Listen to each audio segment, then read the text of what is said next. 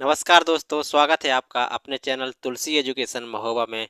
प्यारे दोस्त, मैं आशा करता हूँ आप सभी लोग बेहतरीन होंगे, आप सभी की पढ़ाई बिंदास चल रही होगी।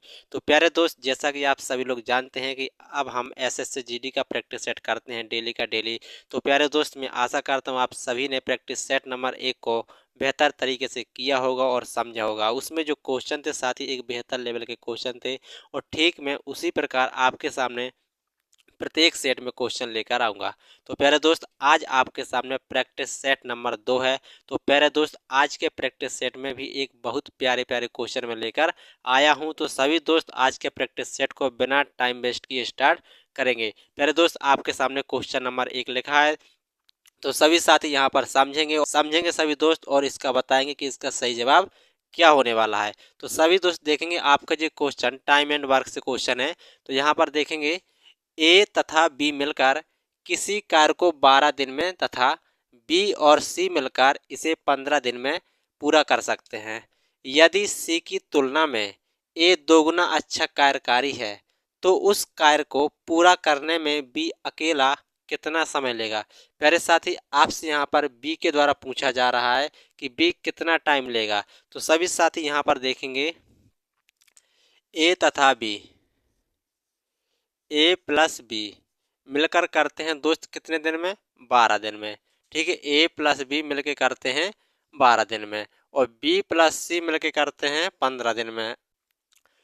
बी प्लस सी मिलकर करते हैं साथ ही 15 दिन में। ठीक है, इनका हम लासा लेंगे दोस्त, कितना आ जाएगा? 15 है यहाँ पर, 1 मिनट, 15।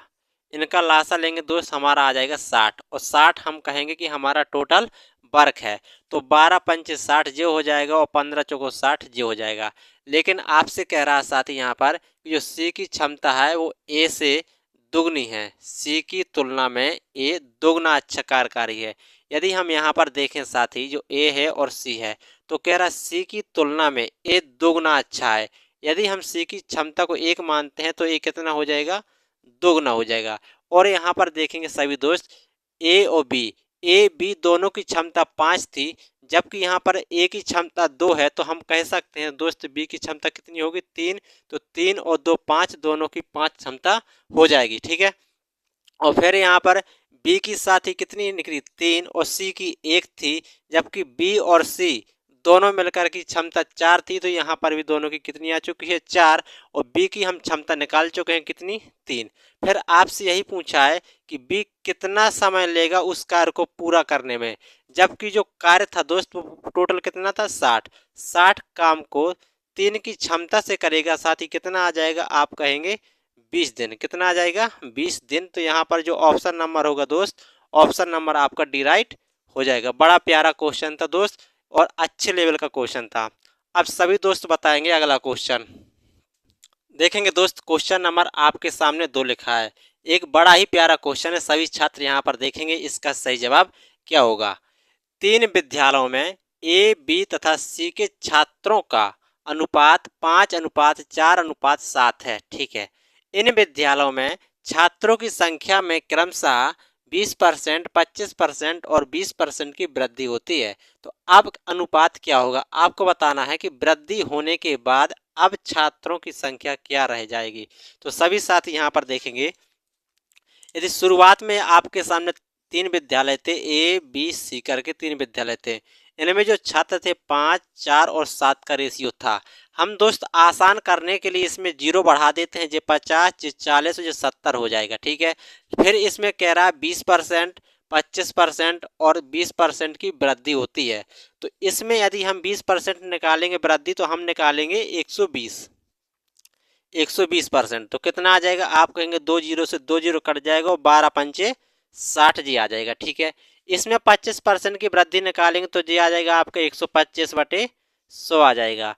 25 पंचे 125, 25 चौको 100 आ जाएगा, और 4 से काटेंगे 40 को 10 बार में जे कट जाएगा, और 10 पना 50 जी आ जाएगा। ठीक है, आगे 20% की वृद्धि, इसमें 20% निकालेंगे तो 120 हो जाएगा, बटे 100 हो जाएगा, 2 जीरो से 2 जीरो कट जाएंगे, और 12 7 हो जाएगा 84। ठीक है, जो हो जाएगा।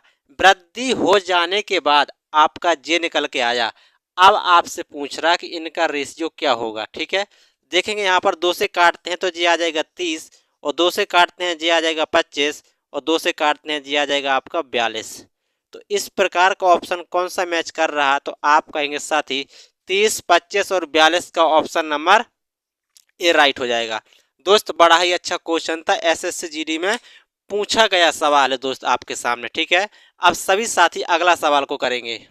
क्वेश्चन नंबर 3 सभी दोस्त यहाँ पर देखेंगे आपके सामने।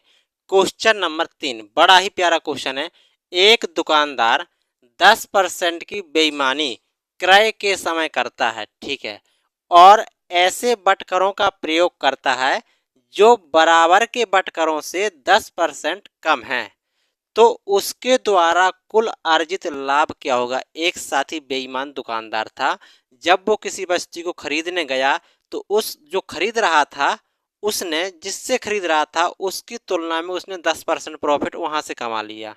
मतलब जो खरीदने गया था उसको 10% का लाभ यहाँ पर हो गया। ठीक है, लेकिन उसको खरीद के ले आने के बाद जब उसको बेच रहा है तो वहां भी 10% का लाभ कमा रहा है, क्योंकि उसने कह रहा है जो बराबर के बटखरे हैं उनसे 10% कम तोलता है।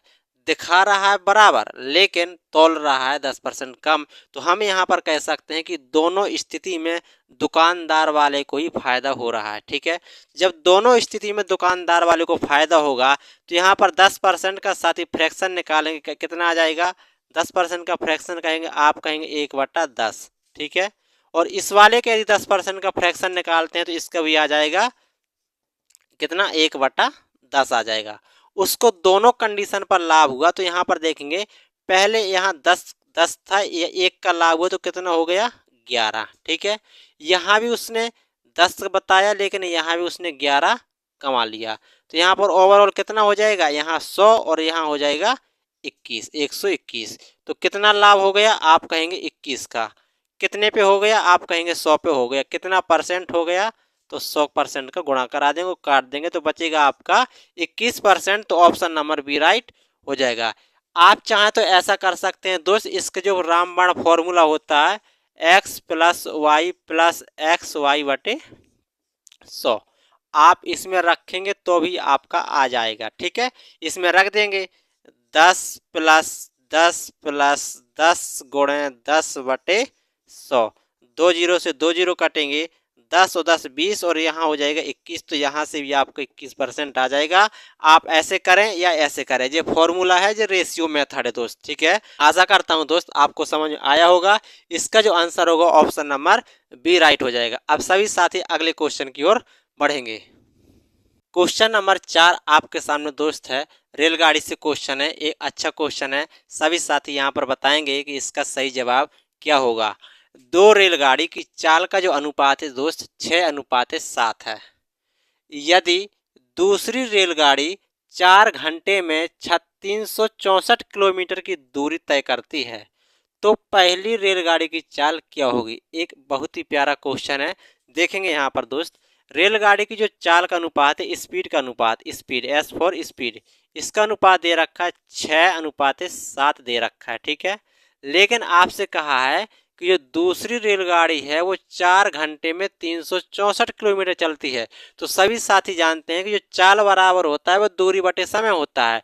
तो 364 किलोमीटर की दूरी यदि 4 घंटे में जाएगी तो इसकी चाल क्या निकल के आ जाएगी, आप कहेंगे 4 नाम 36 और 4 एकम 4 91। क्या आई 91, किसकी, दूसरी रेलगाड़ी। यहाँ साफ साफ लिखा है दूसरी रेलगाड़ी की चाल 91 किलोमीटर प्रति घंटा निकल के आई। क्यों, क्योंकि ये 4 घंटे में 364 किलोमीटर की दूरी तय की और दूसरी रेलगाड़ी की चाल पहले से दे रखी दोस्त। तो जो 7 बराबर होगा वो होगा 91 के। 7 किसके बराबर हो जाएगा, आप कहेंगे 91 के बराबर हो जाएगा। और 7 से 91 काटेंगे तो आ जाएगा आपका 13 7 91। जब 1 बराबर 13 तो आपसे पूछा पहली रेलगाड़ी की चाल 1 बराबर 13 तो 6 बराबर कितना आ जाएगा, 13 6 78, कितना 78 किलोमीटर प्रति घंटा। तो ऑप्शन नंबर होगा आपका सी राइट हो जाएगा। पहले दोस्त एक बार फिर से देखेंगे सभी यहाँ पर। एस फॉर स्पीड, स्पीड शुरुआत में 6:7 थी, ये दे रखी थी। ये पहली रेलगाड़ी की चाल, ये दूसरी रेलगाड़ी की चाल, ठीक है। लेकिन उसने ये भी कहा है कि जो दूसरी रेलगाड़ी है वो 4 घंटे में इतने किलोमीटर चलती है। यदि 4 घंटे में इतने किलोमीटर चलती है तो किस चाल से चलती है, तो हमने निकाल लिया 91, ठीक है। ये दूसरे की है और पहले से हमें दूसरे का अनुपात दे रखा है, तो 7 बराबर हमने कर दिया 91 के, 1 बराबर 13, तो हमें 6 की वैल्यू चाहिए पहली रेलगाड़ी की चाल, तो 1 बराबर 13, तो 6 बराबर आ जाएगा 13 6 78, ऑप्शन नंबर सी राइट हो जाएगा, ठीक है। अब सभी दोस्त अगला क्वेश्चन बताएंगे। क्वेश्चन नंबर 5 को सभी दोस्त देखेंगे और बताएंगे कि इसका सही जवाब क्या होने वाला है। एक 280 मीटर लंबी रेलगाड़ी की गति 60 किलोमीटर प्रति घंटा है। यह रेलगाड़ी 220 मीटर लंबे एक प्लेटफार्म को पार करने में कितना समय लेगी। आपसे दोस्त यहाँ पर समय पूछा है। यदि रेलगाड़ी की लंबाई 280 मीटर है और प्लेटफार्म की लंबाई 220 मीटर है, इसको पार करती है 60 किलोमीटर प्रति घंटा की चाल से, तो पार करेगी, तो इसकी जो इसको पार करने में जो समय लगेगा वो आपको समय बताना है। प्यारे दोस्त, मैं आपको एक बात बताता हूँ। यहाँ पर जो रेलगाड़ी है, जब किसी प्लेटफार्म या किसी पुल को या किसी दूसरी रेलगाड़ी को पार करती है, तो वहाँ पर जो उसकी कुल लंबाई बनती है, खुद की लंबाई और जिसको भी पार करेगी उसकी लंबाई के बराबर ही उसकी कुल लंबाई कहलाती है। लेकिन जब रेलगाड़ी किसी प्लेटफार्म पर किसी व्यक्ति या कोई पोल, खंबा या कुत्ता बिल्ली को पार करती है, तो उस कंडीशन पर रेलगाड़ी की ही लंबाई उसकी कुल लंबाई कहलाती है। ये बात आपको ध्यान रखना है, ठीक है। यहाँ पर आप सभी दोस्त देखेंगे, जो 280 मीटर लंबी रेलगाड़ी थी और 220 मीटर लंबे प्लेटफार्म को पार कर रही थी, तो मैंने अभी क्या बताया, जिस खुद की लंबाई और जिसको पार करेगी प्लस उसकी लंबाई, दोनों की लंबाई ही उसकी क्या कहलाएगी, कुल लंबाई, ठीक है। और किस चाल से जा रही है, 60 किलोमीटर पर घंटा की चाल से जा रही है, तो कुल दूरी बटा चाल क्या निकल के आ जाएगा, समय 60 थी, किलोमीटर पर घंटा था, मीटर पर सेकंड बनाएंगे तो आ जाएगा 5/18, ठीक है। इसको हल कर लेंगे दोस्त, आपका आंसर आ जाएगा। देखेंगे यहाँ पर आ जाएगा 0 8 2 10 हो जाएगा और 2 2 4 1 500 जी आ जाएगा, ठीक है। यहाँ से काटेंगे यदि हम 6 3 18 और 6 धम 60 हो जाएगा, 10 पन्ना 50 और ऊपर आ जाएगा 3, ठीक है। 0 से 0 कट जाएगा, 5 से आपका 10 बार में जे कट जाएगा और 10 तिया 30, तो कितना टाइम लगने वाला है उसको आप कहेंगे 30 सेकंड में उसको पार कर जाएगी, तो ऑप्शन नंबर होगा आपका सी राइट हो जाएगा। छोटा सा क्वेश्चन था दोस्त, लेकिन एक बड़ा प्यारा एक कॉन्सेप्ट वाला क्वेश्चन था, ठीक है। जो रेलगाड़ी में जो क्वेश्चन बनते हैं आपके कॉन्सेप्ट के ऊपर क्वेश्चन बनते हैं, ठीक है दोस्त। मैं आपको धीरे धीरे रेलगाड़ी के हर एक प्रकार के क्वेश्चन से आपको परिचित कराते चलूंगा, ठीक है। अब अगला क्वेश्चन करेंगे सभी दोस्त। एक चक्रवृद्धि ब्याज और साधारण ब्याज से मिसलेनियस क्वेश्चन है, बड़ा ही प्यारा क्वेश्चन है, आजकल ट्रेंड में चल रहा हुआ क्वेश्चन आपके सामने दोस्त। देखेंगे यहाँ पर 3 वर्ष और 2 वर्ष के लिए चक्रवृद्धि ब्याज और साधारण ब्याज के बीच का अंतर है, जो क्रमशः 23:7 के अनुपात में है। आपसे पूछा जा रहा प्रति वर्ष ब्याज दर कितने % होगी। बड़ा ही प्यारा क्वेश्चन है दोस्त, आजकल प्रत्येक एग्जाम में किसी ना किसी शिफ्ट में इस तरह का क्वेश्चन पूछा जा रहा है। तो सभी दोस्त यहाँ पर देखेंगे 3 वर्ष और 2 वर्ष की जो चक्रवृद्धि ब्याज और साधारण ब्याज का अंतर है वो किस अनुपात में है, 23 और 7 के अनुपात में है। तो यहाँ पर सभी दोस्त देखेंगे CI माइनस SI, ये आपके 3 साल का अंतर है, और CI माइनस SI ये आपके 2 साल का अंतर है, और इनके अंतर का अनुपात दे रखा है 23:7 दे रखा है। आपको बताना है इसमें दर कितनी होगी। तो आपके सामने दोस्त कभी भी इस तरह का क्वेश्चन जब भी आए तो करना क्या है, छोटे वाले का इसको 3 गुना कर देना है। इसका 3 गुना करेंगे तो कितना आ जाएगा, आप कहेंगे 7 या 21 आ जाएगा। कितना करना है, 3 गुना करना है, ध्यान देना। 7 या 21 कितना कम है, आप कहेंगे 2 कम है। जितना कम है वो लिखना है और पहले वाले से भाग कर देना है और 100% का गुणा करा देना है, तो आपका फाइनल आंसर आ जाएगा 200/7। कौन सा ऑप्शन है, आप कहेंगे ऑप्शन नंबर ए राइट हो जाएगा। प्यारे दोस्त, एक बड़े ही प्यारा क्वेश्चन था, एक बड़ा ही अच्छा क्वेश्चन था, ठीक है। अब सभी साथी अगले क्वेश्चन 7 एक छोटा सा 2D से क्वेश्चन है, एक छोटा सा क्वेश्चन है 2D से। आपके एग्जाम में 1 से 2 क्वेश्चन बड़े ही छोटे छोटे क्वेश्चन आएंगे, तो प्यारे साथी आपको छोटे क्वेश्चन को भी करके चलना है, ठीक है। ऐसा ना हो कि आप बड़े बड़े क्वेश्चन करते रहें और छोटे क्वेश्चन आप स्किप कर दें, और जो क्वेश्चन आपके एग्जाम में आ जाए और आपसे ना बने, तो आपको छोटे क्वेश्चन भी करके चलना है, ठीक है दोस्त। देखेंगे यहाँ पर एक आयत की जो लंबाई है वो 15 सेंटीमीटर है और आयत के विकर्ण की लंबाई 17 सेंटीमीटर है। प्यारे दोस्त, मैंने आपके सामने ये बना दिया एक आयत, ठीक है। ये रहा आपका आयत, ठीक है। आयत आपका थोड़ा उल्टा बन गया है, अब आपका सही, ये रहा आपका आयत। इसकी लंबाई दोस्त हमने कितनी है 15 सेंटीमीटर, और इसका विकर्ण ये हो जाएगा आपका 17 सेंटीमीटर। तो प्यारे साथी आपको क्वेश्चन को जल्दी करने के लिए आपको कुछ ट्रिपलेट याद करना पड़ेगा। जैसे 17 15, तो 8 15 17 का ट्रिपलेट होता है। यदि ये 15 है तो हम अपने मन से सोचेंगे ये कितनी होगी 8, क्योंकि 8 15 17 का ट्रिपलेट होता है। आपको कुछ ट्रिपलेट याद रखने होंगे। यदि आपको याद नहीं है तो क्वेश्चन में टाइम लग सकता है, यदि याद है तो मात्र 5 से 10 सेकंड में आप क्वेश्चन करके आगे बढ़ जाएंगे, ठीक है। तो ये आपका 17 था और ये 15 था, तो हमें याद है दोस्त 8 15 17 का ट्रिपलेट होता है। तो ये हम ऊंचाई है जो या आध वो क्या और चौड़ाई है वो 8 हो जाएगी, और लंबाई कितनी है 15, और आपको बताना है आयत का क्षेत्रफल। क्षेत्रफल होता है लंबाई गुणे चौड़ाई, तो कितना आ जाएगा 15 गुणे 8, और 15 8 होता है 120। तो ऑप्शन नंबर जो होगा, ऑप्शन नंबर बी राइट हो जाएगा, 120 वर्ग सेंटीमीटर। छोटा सा क्वेश्चन था दोस्त, यदि आपको ट्रिपलेट याद नहीं है तो ये आपके लिए मुश्किल होने वाला है, ठीक है। अब सभी साथी अगले क्वेश्चन की ओर बढ़ेंगे। क्वेश्चन नंबर 8 सभी साथी यहाँ पर देखेंगे। ये आपके सामने 3D से क्वेश्चन है प्यारे दोस्त, आपके सामने 3D से क्वेश्चन है। मैंने कहा था कि प्रत्येक सेट में 1 से 2 क्वेश्चन में आपके सामने 2D और 3D से मिसलेनियस लेकर आने वाला हूँ। तो आपके सामने बहुत ही प्यारा सा क्वेश्चन है, और ये 3D से क्वेश्चन है। एक घनाभ के विकर्ण की नाप 28 सेंटीमीटर है, ठीक है, तथा इसके तीनों कोरों की लंबाई का जो योग है वो 44 सेंटीमीटर है। तो आपसे पूछा जा रहा घनाभ का संपूर्ण पृष्ठ का क्षेत्रफल क्या होगा। प्यारे साथी एक बड़ा ही प्यारा क्वेश्चन है। तो सभी दोस्त यहाँ पर देखेंगे, जो घनाभ का जो विकर्ण होता है साथी वो होता है आपका कितना, घनाभ का विकर्ण मैं यहाँ पर लिख देता हूँ दोस्त, ये होता है आपका घनाभ का विकर्ण L square plus B square plus H square, ठीक है, ये होता है, ठीक है। और इसका विकर्ण कितना दे रखा, आप कहेंगे 28। तो हमें इसका विकर्ण का जो अंडर रूट लगा है उसको हटाना पड़ेगा, तो हमें इसका वर्ग करना पड़ेगा। तो जब वर्ग कर देंगे तो ये आ जाएगा L square plus B square plus H square. 28 का वर्ग कर देंगे तो हो जाएगा आपका 784। तो यहाँ पर हमने इसकी मान निकाल लिया है, ठीक है।